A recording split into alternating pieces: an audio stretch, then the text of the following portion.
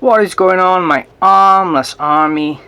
I'm chilling with my Max King Snake girl here, the Super Granite Fizz. I'm hoping the camera will pick that up nicely there, the colour. Look at her belly as well, wow. Really impressive looking. So yeah, as I said, we're going to talk about this girl today and her boyfriend as well. I'll get him out in a little minute. I bought these at the Doncaster Reptile Show. They're settling in really well, as I've said. They've got massive heads and this absolutely gorgeous pattern, lots of reds to them. Really nice to hold and interact with as well. They're not going to be massive snakes. These guys get about 3 to 4 feet. We'll see how chunky and stuff they get as they grow on. They haven't been worked with as far as handling, but they're still really good to handle, as you can see. Next, Max King Snakes obviously come from Mexico. The scientific name is just gone out my head now. I believe is Lamprepelphis. I've forgotten. Sorry. I'll try to edit that in. I'll put it in the description. So these guys, they need a hot spot of around 88 degrees and a cool end of mid to high 70s up to the low 80s. And they tend to like to brumate in the winter as well. They brumate colder than what you think, given the fact they're from Mexico. But in Mexico, in the deserts, there's very little heat in the winter. And they can have quite low nighttime drops as well. I've heard these guys, when you're brumating them, I've heard you have to brumate them to 5 degrees Celsius to get success, that's very cold. It's much colder than what you'd normally think for corn snakes and stuff like that. The humidity, you're looking at about 60% with a fresh water bottle at all times and a nice substrate like cocoa fibre, aspen, anything you want really, as long as they're shedding out well. Each setup is different, so I'm not going to recommend a substrate completely. If you've got high ventilation, then you're obviously better with a more humid holding substrate. But if you've got, a humid hide and a big water bowl, you can get away with the drier substrates like aspen. I wouldn't use sand or anything like that.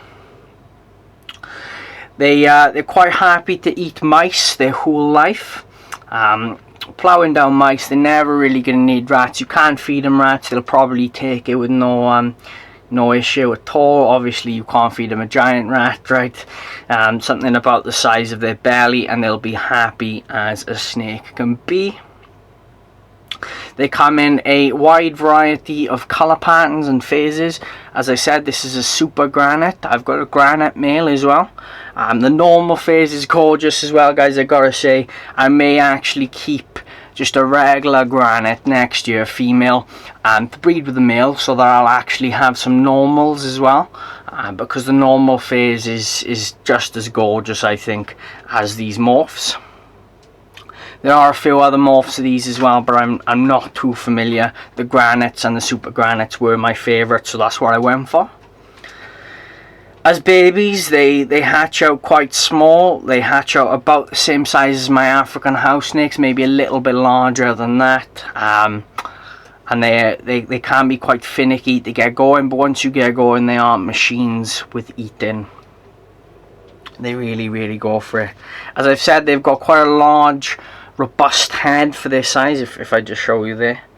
What are you doing now, girl? Sorry, she's not cooperating. Yeah, so they got quite a large, robust head. They are known for well, king snakes. Obviously, they're immune to venom and stuff like that. So they do eat snakes and stuff like that in the wild. But I would say from the size of their heads that they do predominantly eat rodents in the wild. Someone might be along to refute that. I'm not saying that's definite, but I do know a lot of king snakes are predominantly reptile eaters.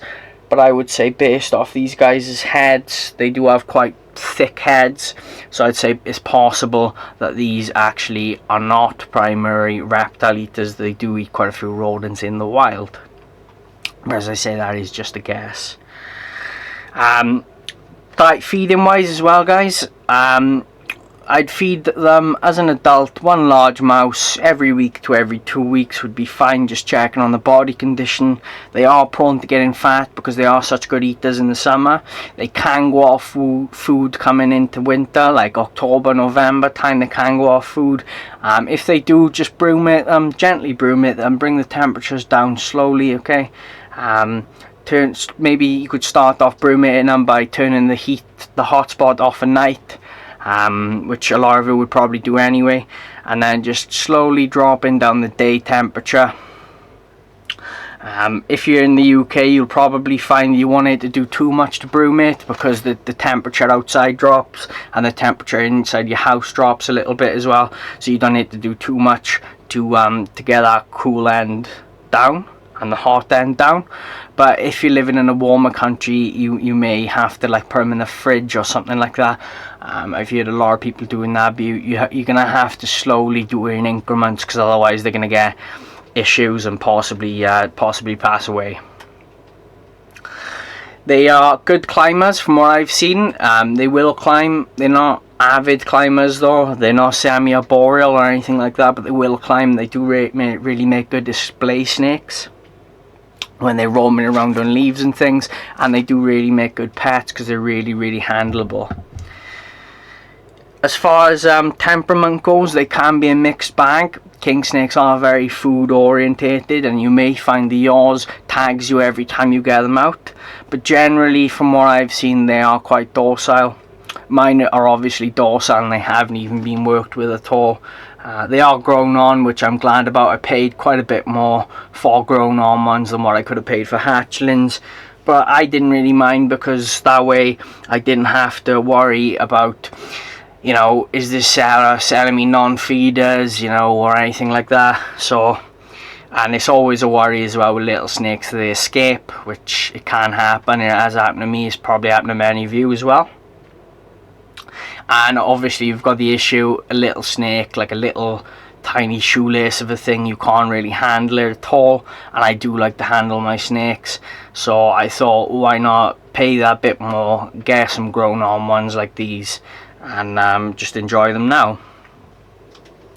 As far as breeding, guys, they obviously they need to be brumated. They are prolific breeders and they can double clutch, from what I've heard from actual breeders. I'm not sure how common it is, but it can happen on rare occasions. The not so rare occasions, I don't know, I've never bred them. You need to wait until they're about 3 years old. The female needs to be up to size with a good chunk to her, like this girl's sort of build. Yeah, she's not fat, she's not thin, she's got a nice chunk to her, but longer you'd want her really.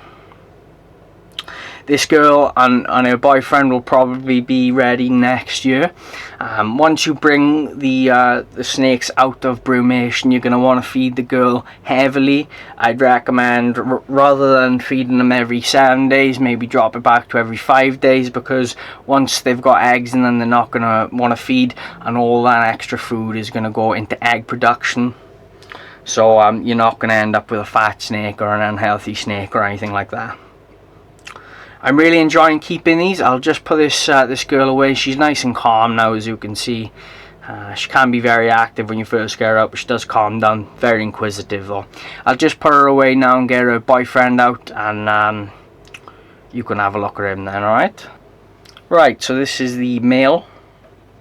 He's just the single gene garnet there. Much more red to this boy than what it is the girl. Okay. I don't know how well the camera's picking that up there. I'll just show you his belly as well. Really gorgeous little snakes. Again, quite a chunky head for such a little snake. So these guys, they are very interesting as well. I find if you disturb them and they're not happy about it, they'll rattle their tail, which I think is really cool. Obviously, as I said, they're quite active, so it's good to watch them roam about and stuff as well. And more or less, this is going to be the end of the video here now. I just wanted to get this boy out just to show you, but I've said everything that I wanted to say. See if I can get a good look at that. Look at that belly. Wow. yeah, so that'll be it for today, guys. Thank you for spending some time with me here today. I really appreciate it. If you're new around here, make sure you subscribe and smash the notifications bell for daily snake videos. That is every single day. So yeah, I'd really appreciate that if you could do that for me. Smash the like button if you made it this far, because you obviously enjoyed it. Comment down below what your favourite species of king snake is, and I will see you in the next one. Bye!